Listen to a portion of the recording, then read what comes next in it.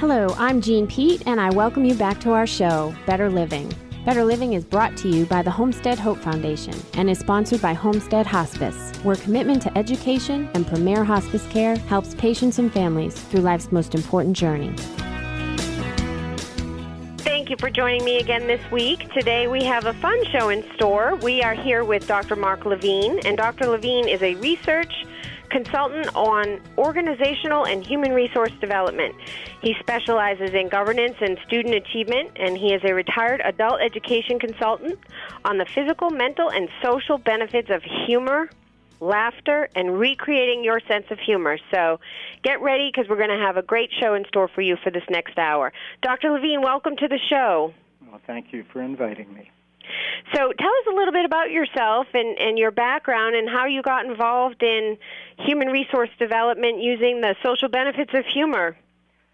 Well, a long time ago, and I say that meaningly, probably upwards of 35, 40 years ago, I got started in a field with my doctorate called organizational development. And back then, it was sort of like the hippie time, and so we were going to do good for all, including all the organizations. And so my emphasis is HRD, which is Human Resource and Development, and we look at everything through the perspective of the employer or the people. The company, the organization isn't going to achieve or get anything done unless you do it through and with the people. They're going to be resistant to change or high turnover, et cetera. So that sounds real sober compared to what we're really here to talk about, humor. But in working with these organizations for all these years, I found that in order to make the kinds of changes that you really want to make in order for the organization to be productive and the people to be more happy, we had to get past the resistance to change. And so as a behaviorist, I started working with humor. And I've always enjoyed humor, and some people say that basically I'm funny or funny-looking, but regardless, I'm able to break the barriers and mediate the problems between people through humor. And it just works because it just gets people to bond, and that's one of the main ingredients, social ingredients. There's physical benefits, and there's mental benefits, psychological benefits, and there's humor benefits on the social side. So over the years, we were able to be more successful than not by using humor in organizations, and then, of course, that helps develop your sense of humor, and it certainly has mine. But throughout our lives, our sense of humor changes, and people don't think about that because they almost think, well, it's your personality, and it is your personality, except that it's a learned thing. When you're a baby, you start learning and developing your sense of humor by the interactions that you have with your loved ones, your parents, people who come over.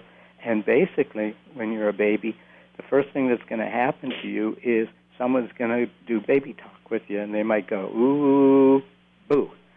And the ooh is soothing, and the boo is almost startling. It almost shatters the expectation because the baby is thinking, this ooh is going to keep going on and on and on. And yet the boo breaks it, and you know what happens? Almost every time the baby starts laughing. And you can do that repeatedly. So that is actually the first rule of humor, is the incongruity of something, and that's where we come to find out that that's the punchline. Now, without being a person who gets up on stage and being a comedian and rattling off a bunch of jokes, I don't make my living like that. I try to make, well, actually, I'm not trying to make a living. I'm just trying to do this to work with people and help people.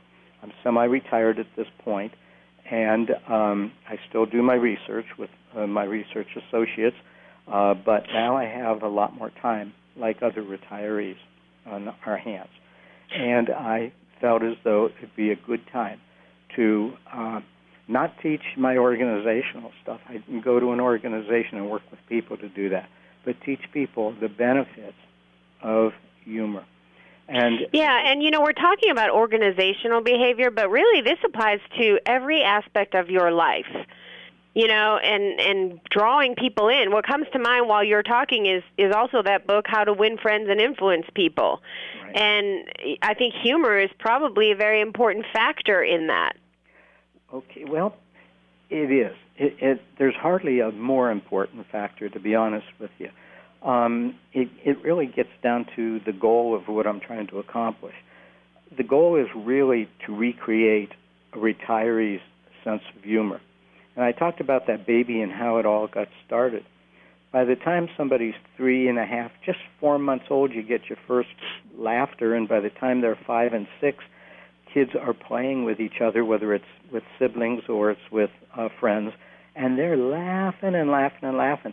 And that kind of laughter is primal. In other words, it's innate. We are all wired that if we have fun with others, we don't have to be telling jokes or anything else. We start laughing. And the apes did that. I mean, so we're not the only quote-unquote animals that have a good time. And so, but we are a species, and it picked up on that. By the time we're teenagers, we are into slapstick and going to parties and meeting people and having partners, and it's that social interaction, again, that keeps us laughing, and we're developing a more mature, in some cases not, social interaction and sense of humor. Here's the problem. Well, by the time we're adults, we almost could ask ourselves, what snapped the marrow from our funny bone? Because as much as all of us laugh innately or at a joke, and like I said, the primary key to the joke is the incongruity of the joke. You're going down the path, you're thinking one way, and all of a sudden the punchline comes and makes you think the other way, and that triggers the laughter. Well, but from the age of approximately 28, 26 to upwards of 40 to 50, you don't really get to laugh a lot. You're so busy with your children and making a life with your family and your career, on and on and on. And as much fun as you can have, there are still all those impending worries and a million soccer games, and they're fun too, but by the time you come home, you're just dead tired. And so you spend 30 years doing this, and you have missed a lot of humor. You've missed laughing, and laughing is good for the soul.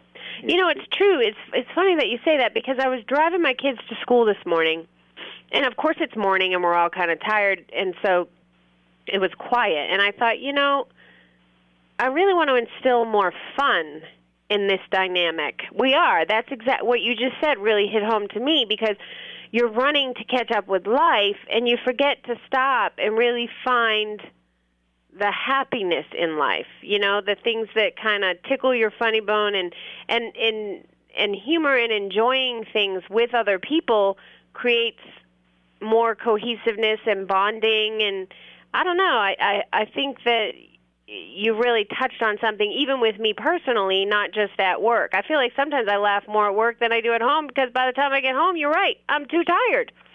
And you laugh more at work because you also are with people who you don't have to be particularly responsible for or be too concerned about. And so so you're interacting with them. A really interesting statistic is, and I'll ask you, let you take a guess, what percent, and of course I know it's just proximate, but what percent of laughter times do you laugh that has nothing to do with a joke or watching Johnny Carson in the old days, or your nighttime shows or comedians or something like that? Yeah, I mean, more often than not. It's not a joke. It's just something in the moment. Right. Well, you laugh at about 80% of the time that you generate laughter has nothing to do with the humor we know it as a joke or a sitcom or something like that. what we do is that we'll go to a meeting. We could be sitting in the doctor's office and somebody sits next to us and we've been waiting a while. We look over to them and start talking, and next thing we know, we're starting to laugh with them. And when you get done with that, you feel cleansed, you feel good, but you could almost ask yourself, did I actually say anything funny or did I actually hear anything funny? And when you get down to it, you actually did not. And that's the main point. You actually laugh because of our innate trigger, that when we play and when we socially interact, we really laugh. And laughter is such a cleansing tool. And it's accessible to all of us. There's this old saying that what soap is to the body, laughter is to the soul. And it means so much. And yet, like you said, if you take a moment and watch a 3, 4, 5-year-old kid play, they're adorable, they're cute. And yet, how often do you sit back and do more than just chuckle instead of sitting back and just letting him play and watch and appreciate the 5 minutes you can get from it? You're always cautious. Is the kid going to get hurt? Is your child going to, whatever, hurt each other, on and on and on.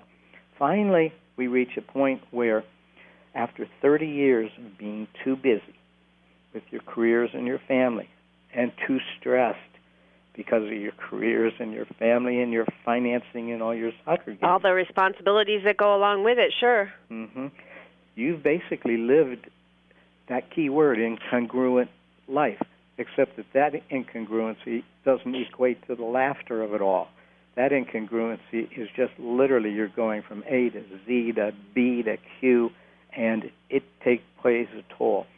So basically, the adult, let alone the retiree, has not really had a chance to laugh. The great part of this is that it's not too late, unless you die, and then it doesn't matter. You're not too late because the time that you have remaining, which none of us know how long it is, but it is certainly a resource that we should take advantage of. We not only can change what we do and do things we didn't have an opportunity to do, but we owe it to ourselves. We can change our sense of humor, and people never ever think of this. To change our sense of humor, it's a learned activity. So the example that I gave you about the baby demonstrates that it's a learned activity. The playing between children and all these stages that I just briefly went over with you demonstrates that it's learned. And yet, by the time we're an adult, we're sitting back complaining how tired we are because we've lived such a long, busy life. And how many people plug into the SEL, where I'm sitting now and talking to you, in the Adult Education Center. How many people plug into the Roswell Recreation Centers? These are wonderful, wonderful places where people can blank play. And if you remember what I just said, play is the key to everything. We get that opportunity to not worry while we're playing. We get that opportunity to get rid of that stress that we have. And so, no, you don't have to come to an SEL, which is a wonderful place to go, or the rec center. But if you have friends, or you play cards with them, or you get out and do things, surround yourself with people who can talk with you, work, and have fun with you, not necessarily your therapist. You will enhance your life. See, I think it's a mindset. I've worked in home health and hospice and end-of-life care for a long time, decades. And even in those moments that are very difficult times in our life, I've observed how different people and different family units handle that kind of time in their lives. And it is still okay to find humor in those stressful times, and it helps release that and bond you and give you memories. So no matter where you're at, whether it is a rec center, whether it is at work, whether it is at home, It is that mindset that you just need to change to enjoy each other while you have each other. Right. You know, they say live in the moment. So let's talk about some of those tips and tricks that you have. I'm sure you do, specializing in this for people. How can you? Because you know what that does. You know, there's a big elephant in the room, and I'm just going to talk about it in relation to hospice. Mm-hmm. There is someone with you that is dying, whose time is limited. And you know what? All our time is limited. We could go quicker than the person who's ill. That's right. But you're still living in the moment. You still have time to enjoy each other. So how do we get out of that, whether it's sadness, whether it's the elephant in the room, whether it's grief, whether it's seriousness or whatever it is that you're dealing with, how do we train ourselves to live and enjoy each moment after we have spent 30 years thinking about the next task that we have to complete? Right. Well, we walk out of that first 30, 40 years so sober from all the incongruity and the responsibilities that instead of saying, wow, I'm free, it's time to reshape, recreate, and then, in fact, recreate my sense of humor, we're lamenting, if not still carrying that burden. And we continue to have such a sober, almost sometimes a somber life for the whatever time we have left.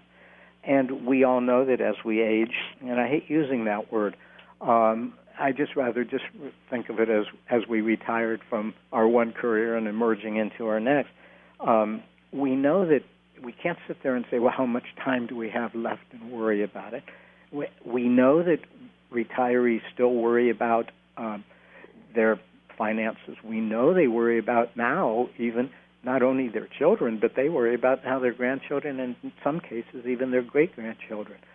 So the goal of my course, the goal, really my mission, is to help you recreate. And I use that word, and I searched for that word, not restructure and redo and whatever, but it's creative. Recreate our sense of humor. It's our retirement, and I think of it as a palette where an artist says, well, look down on your palette and you see reds and blues and greens and golds and maroons and all kinds of colors, and that can be the balance in your new life, is these different colors, not just the same color that you grew up with, and basically that's what it is, that you grew up with. It's not important to learn a joke, to be the person who knows 10 jokes and can keep everybody in stitches, because they're not necessarily the happiest people in the world. I know people who can hear a joke and 2 minutes later couldn't repeat it if their life depended on it, but that's not the point, and that's my point, is it's not important to learn a joke. What's important here is to learn how to appreciate and to balance our humor, our play, our pleasure, our healthy living. And notice I didn't say laughter. The reason I didn't say it is because if you do those, if you learn to appreciate and balance in your life humor and play and pleasure and healthy living, and that can come from laughter because it can help you in so many beneficial ways, laughter will follow. If you go out and play, you'll start laughing with people. That followed. If you hear a joke or go to an amusing play or go to anything that's amusing and has humor, laughter follows. And there's therapy. So let's define the difference between humor and laughter. Humor triggers laughter. Humor is, without being technical, is the stimuli, is the trigger that sends that message to you. Humor in play, humor in a joke, humor in a situation. Okay? And the laughter is your response to that, and that's the therapy. And then there's one more word, and that's pleasure. From it all, you should be doing in your latter part of your life the things that give you the most pleasure. After all, you had children. you wanted the pleasure, even though you knew there was going to be a lot of hard times. You wanted the pleasure of having children. Now you still have the children in most cases, and now you even have grandchildren. Find the time, balance yourself for the pleasure of doing that. Now here, let me give you a few guidelines. Rather than a litany. Yeah, because I think it's easier to say find the humor in things. Like I want to help people. What are the techniques to train the brain? Right. That's what I'm going to go into now. Rather than giving you a list of things like live healthy, laugh more, enjoy what's going on around you. That's so easy for me to say. And when I walk away, you may applaud for my speech or my whatever, except that you won't have the foggiest idea what to do. And so this is why my course isn't really an hour presentation. If I give an hour presentation, it's to motivate you to actually do something like this. It doesn't teach you how to do it. The course that I'm teaching is an 8-hour course. So it's 8 one-week sessions, or it could be 4 2-hour sessions, 8 one-hour sessions, because it's going to take you through what it takes to do this. And let me give you a couple guidelines. One, it's sharpen your awareness of the opportunities to shatter the expectations and create surprise. Now, that's the definition of incongruity. That's what a joke is. So, in essence, what I'm saying is do what you really want to do.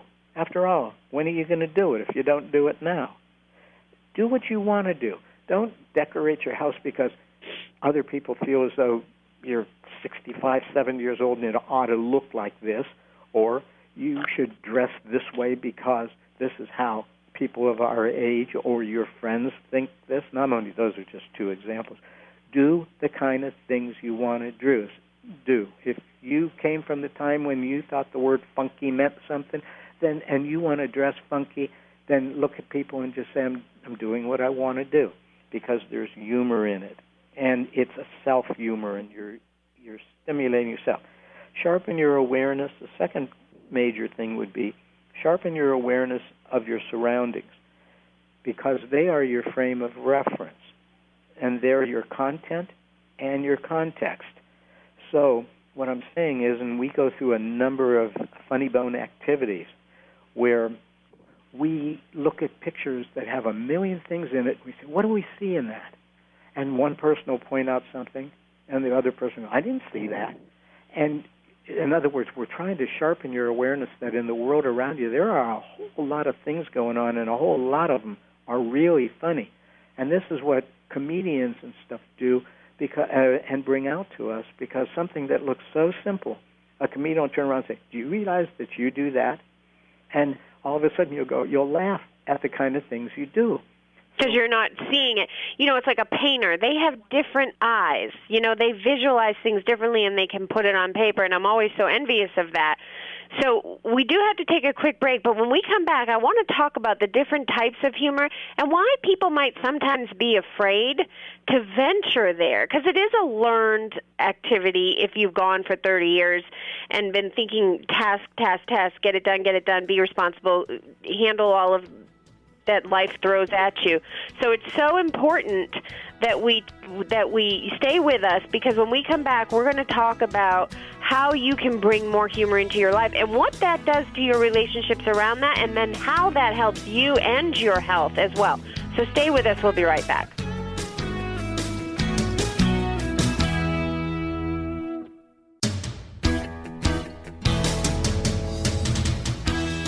Hello, I'm Jean Pete, and I welcome you back to our show, Better Living.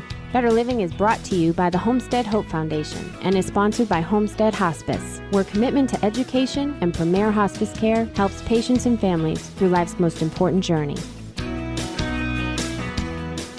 Thanks for staying with us again this week. This is Jean Pete, and I'm still here with Dr. Mark Levine, and we are talking about all things related to the mental and social benefits of humor, laughter, and how you can recreate your own sense of humor. You know, Dr. Levine talks a lot about organizational behavior and has some courses and seminars that we're going to talk to you about fairly soon. But really, this can apply in every aspect of your life. And when I think, Dr. Levine, about successful people, people that draw me in and crowds in. You know, I think about Oprah Winfrey, too. She does very, very serious topics on her show, right, but she can always seem to infuse humor into her discussions on those topics that keep people interested in what she's talking about, but also make her seem more real, make the folks that she's got on stage seem more real, less intimidating, and we want to continue to hear what it is that she has to say. So as you're talking about humor and the importance of humor and how we need to infuse it and how we lose it as we focus on the responsibilities of life, I think about how can I infuse more humor in what I do on a daily basis? And also I think about the fact that many, many leaders and influential people in whatever aspect of their life they're influencing folks, they have this knack for infusing humor at the right time, even with very serious topics and discussions. Yeah, this is true. People don't think about this, but you can Google it nowadays. I used to say you could research it. Now you can Google it and research it.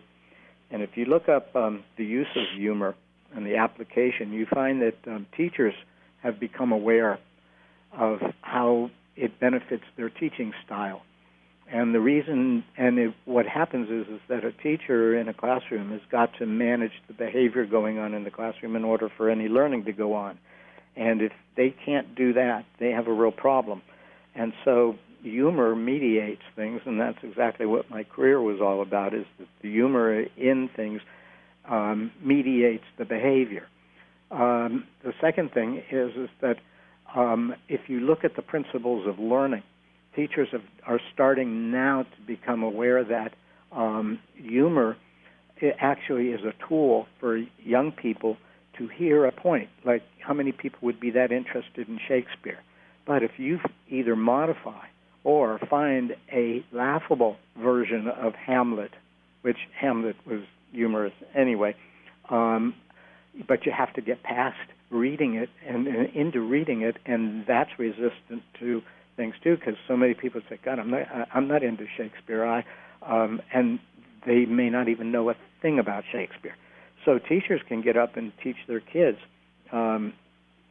so often so many things that they wouldn't have been able to teach without the use of humor. Your politicians, I show one slide show. See, my show is really my program. It's not a show.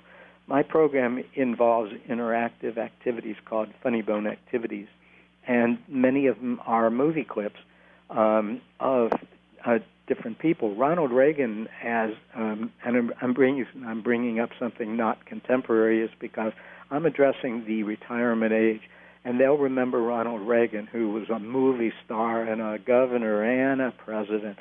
He was such a laughable person that he brought you into him, but his sense of humor and keenness, he developed that, and that's what's important.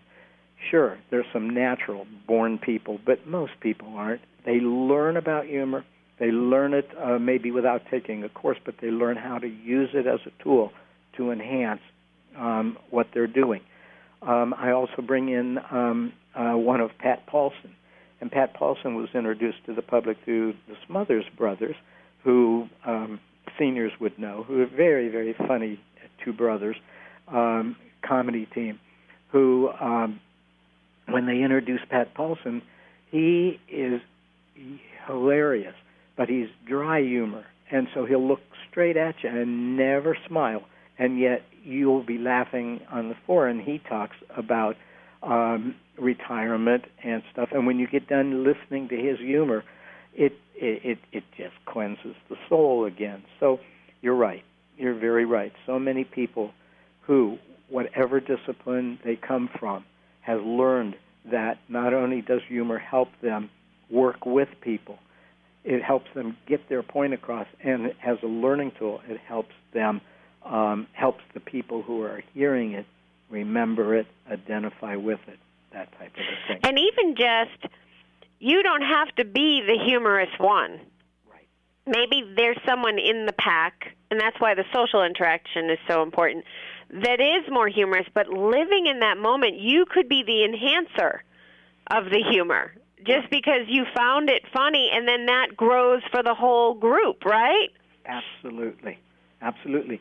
One of the innate things about humor is that, remember, innate means that you were born with it. You were wired to know how to do it, to respond to it. It's like eating. We're wired to it. We don't have to learn to eat. We get hungry. We eat.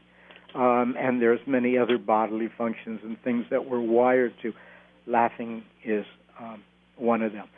Well, my question would be, why do you think they have a laugh track or an applause track that you have to listen to on TV, or if you were in a guest, not a guest star, but in the audience of a TV show or something,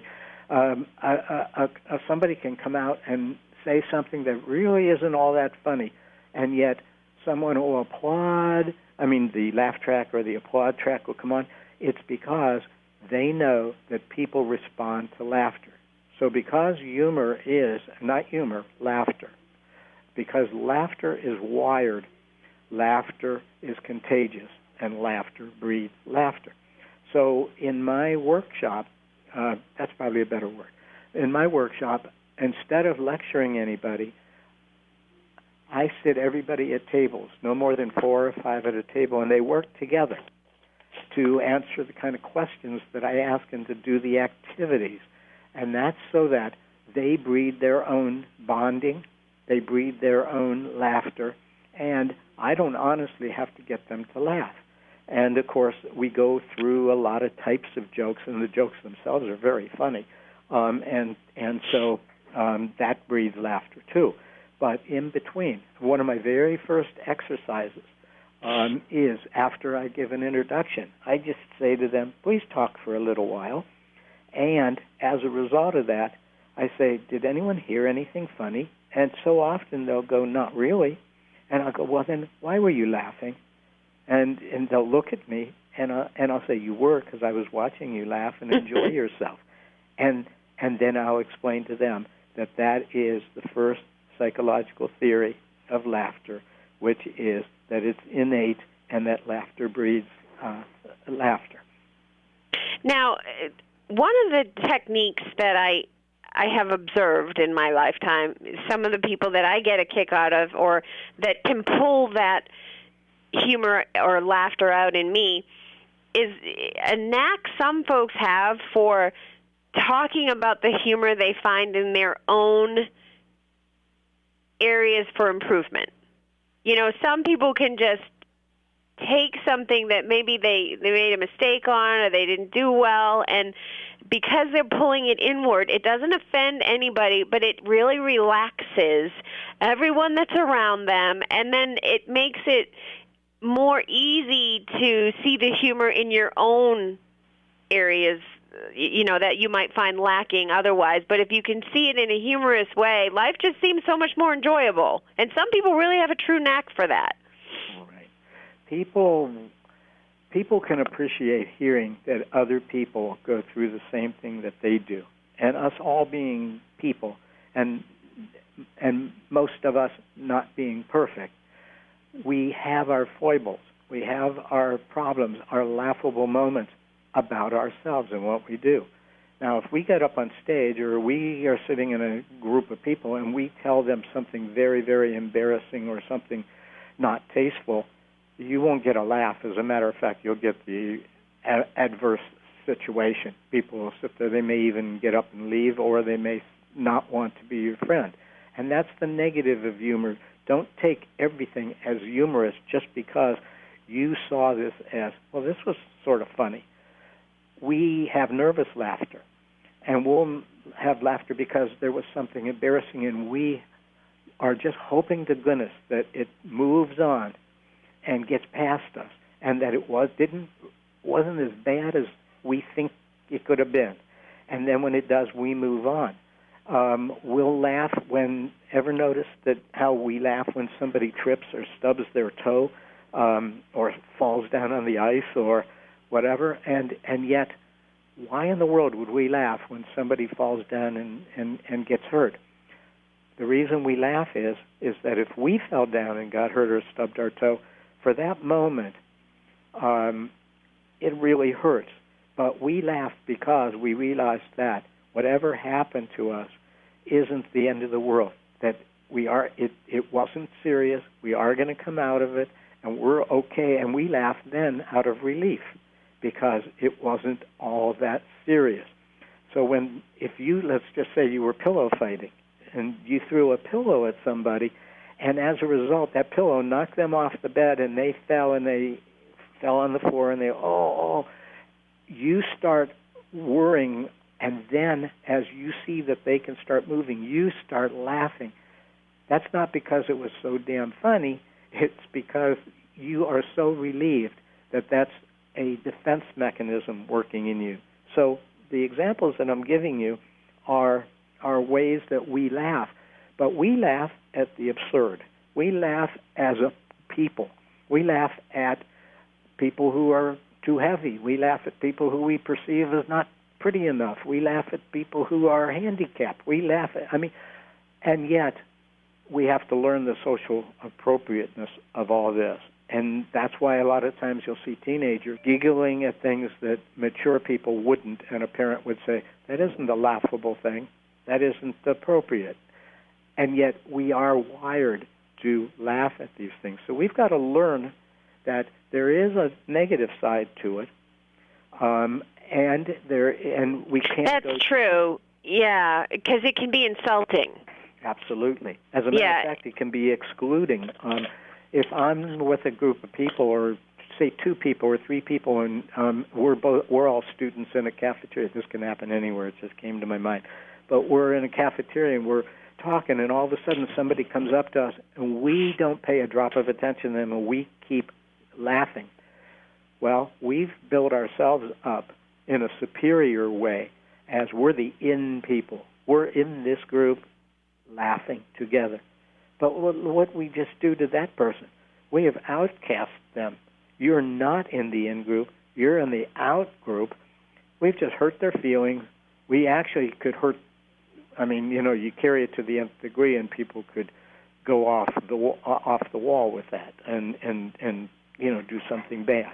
So this is why learning about humor is really important too. There would be nothing wrong with people understanding the human emotions that we're all driven by.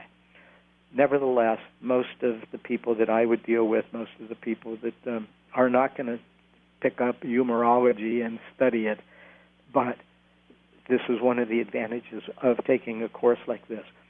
This course, keep in mind, humor isn't just television and radio, okay? And we don't even think of radio anymore, even though I'm on it right now, but as being a primary source, because TV, now the computer, now the Twitter, now the whatever keeps going on and on. But humor takes the shape of, back in the 1900s, we had vaudeville and burlesque.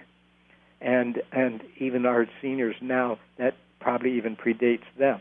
We had Charlie Chaplin around 1915, and who was basically one of our first clowns. In the silent movies, you can't hardly find people who know what the silent movies are. And yet you could take a group of kids, and if you teach them in the right way, they'll think silent movies is fabulous. Isn't this incredible? You could actually do an informal course with them on that. And yet if you said, would you like to come to my class about silent movies? They'd say, no, that doesn't sound like anything that I can play game on the computer or something like that. In 1930, we had the hostess Twinkie. Well, we took that for granted. We loved it, but we took it for granted. And when that Twinkie went off the market, my God, it almost was as bad as the Depression. You know, you're bringing up a good point, because even as I'm listening to you, I'm thinking about my own family dynamics. You know, I'm raising 2 teenage boys. Mm-hmm. They're in a whole different world than their mother is. A lot of the humor is about how I'm out of it. You know, like my son sent me a text, and he's like, he was talking about AC/DC, and then he sent me another text. He goes, "Oh, wait, do you know who they are?" Yeah, good point. And I thought, are you kidding me? That this is just Guitar Hero replaying itself. These are my people, not your people. And he goes, okay, well, you might know who they are, but you're really not that cool, so I didn't think you would know them anyway, you know? But how do you take different generations or different cultures or different people who have different experience and get, is there a technique to help them create more humor across those borders? Yeah, there really is. If you sit there and say, take this course, they're going to say, are you kidding me? I have better things to do with my time. I can play Mario, or I can play, any of these war games. Well, because I think it's a real challenge between parents and teenagers. They don't, sure. It's hard to connect, yeah. Well, that's the word, that's why I use the word mediate. We can present, it's how we present it. And I raised 2 children, too.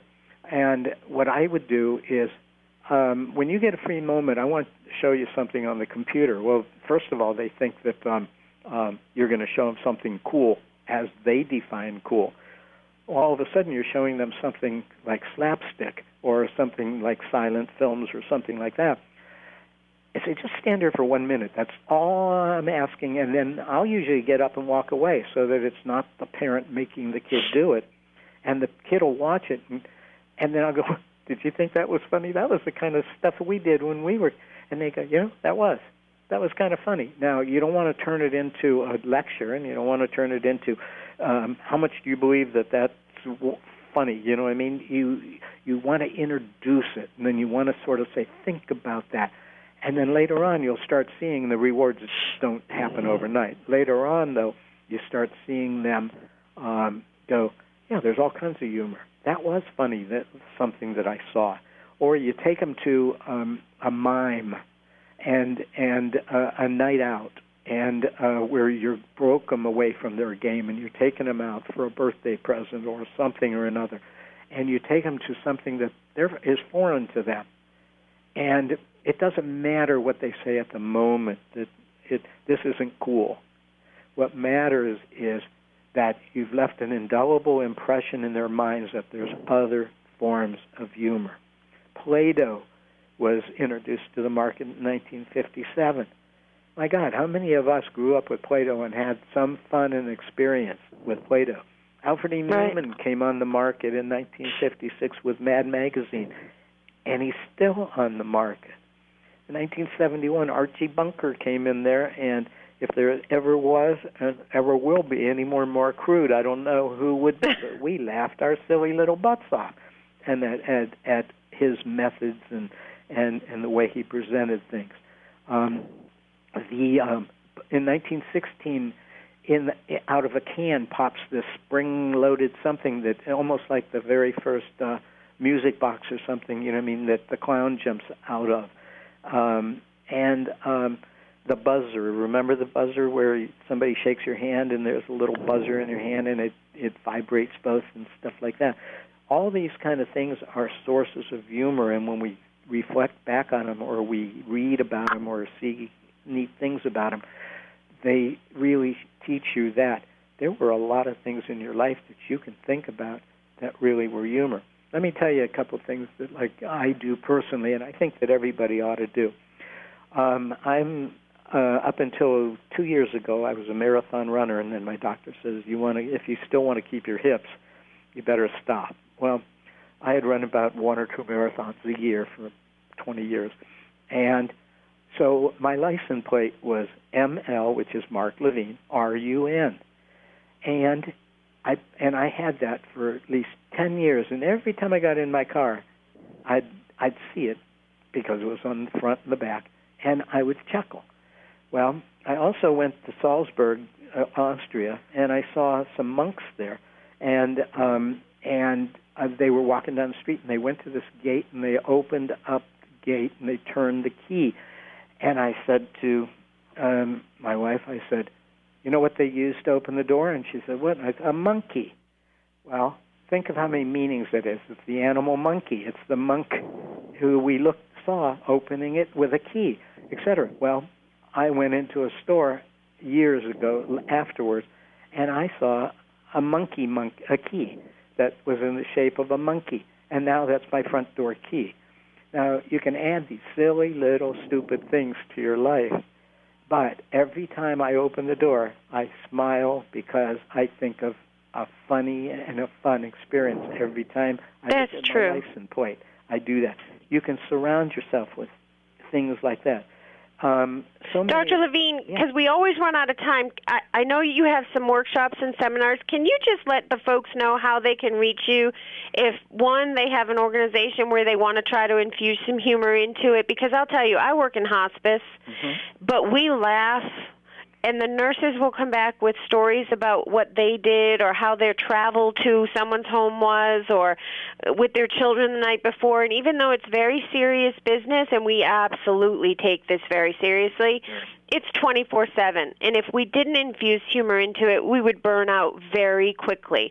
Absolutely. And so I think what you do is such a benefit not only to organizations but to people as a whole, and to cultures, to help families, to help social interactions, to help relationships.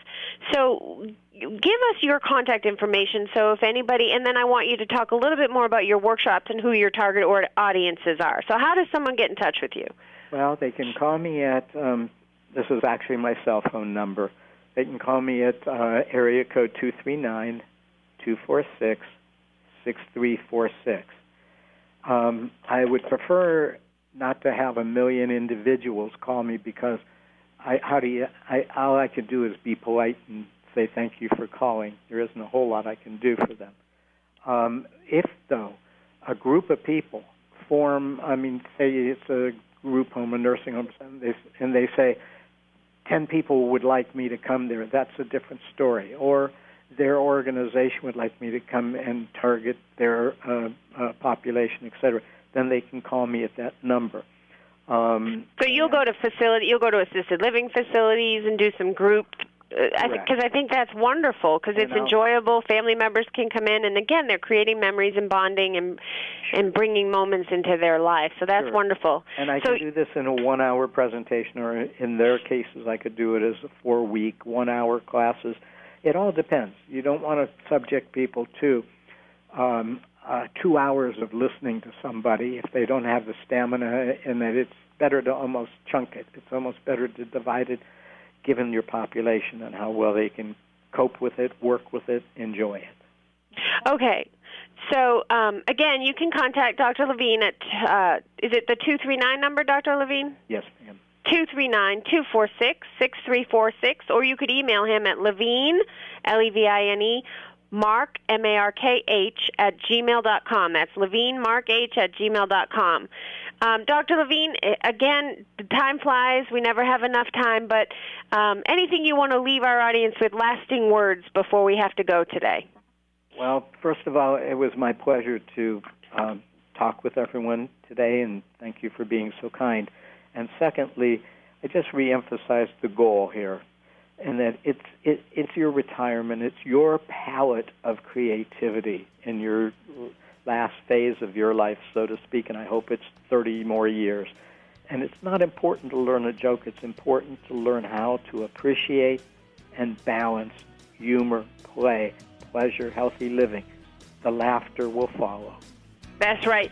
So, folks, I hope that we leave you today with conscious thinking about how much you smile and laugh today.